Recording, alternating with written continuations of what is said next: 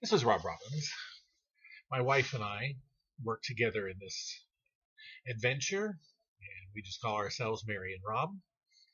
And today we have been asked to blog, video blog, for our business.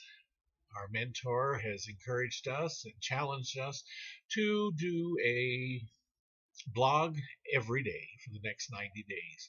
And in that time, we should get better at it. Anyway, the topic we're using today for our video blog is on listening, being a good listener. And a lot of my information is coming from Dale Carnegie's How to Win Friends and Influence People. And you'll have to pardon me while I do look at my notes.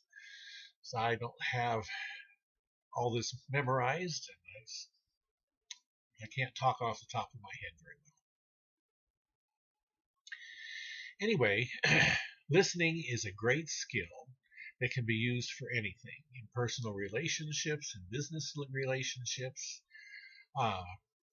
with our children, our coworkers. There's no place that good communication skills can't be beneficial.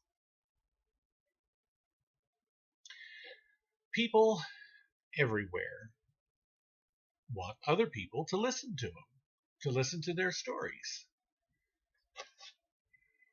And so, as a listener, it is our job to listen intently, to become engaged. We might ask an occasional question to show that we're really paying attention, that we're really interested.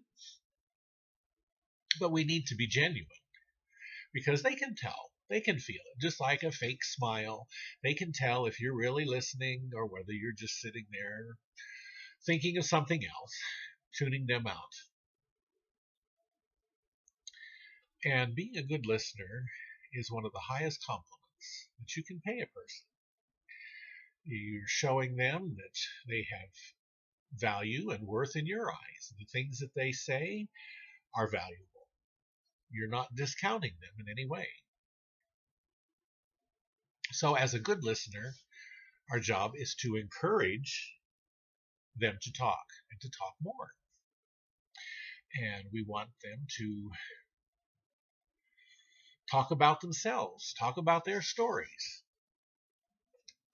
If our job is the listener, it's not our job to interject a whole lot. It's not our job to Shanghai the conversation and talk about ourselves. So listening is important, and you can see how important listening is in your home.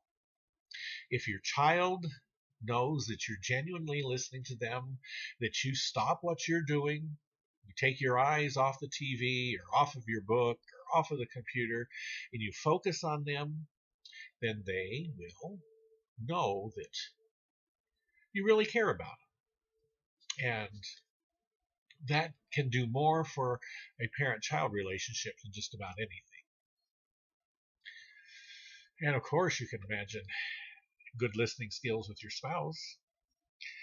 Too often, husbands especially are accused of having selective hearing because we don't focus, we don't listen intently to what our spouse is saying. We go ahead and try to keep watching the TV or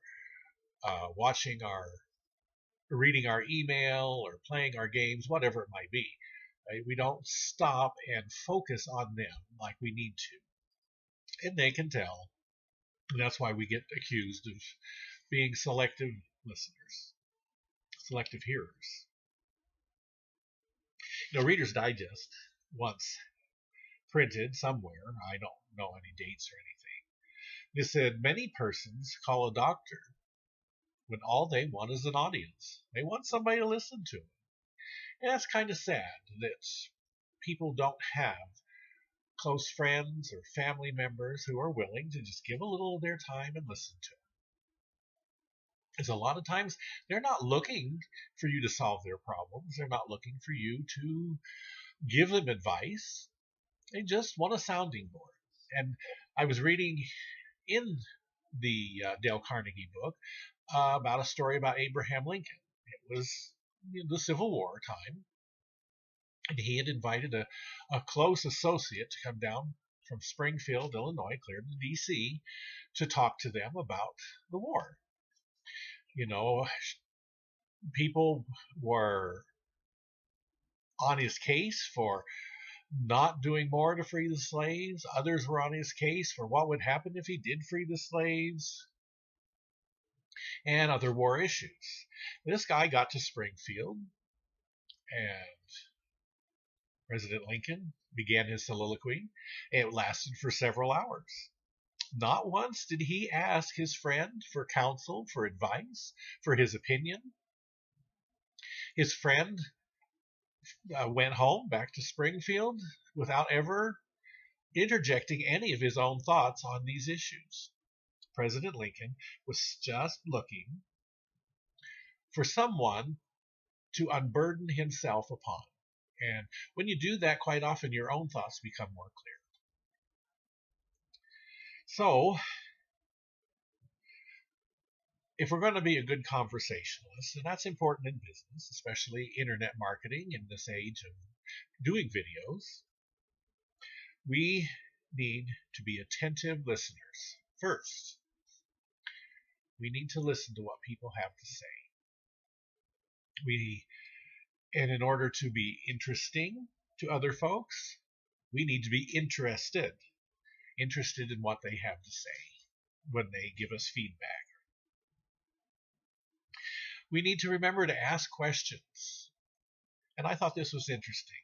Dale Carnegie says we need to ask questions that others will enjoy answering. That gets us away from the yes and no answers, yes and no type questions. We need to ask questions that they have some feelings about, maybe some expertise on, and can really carry on a conversation with.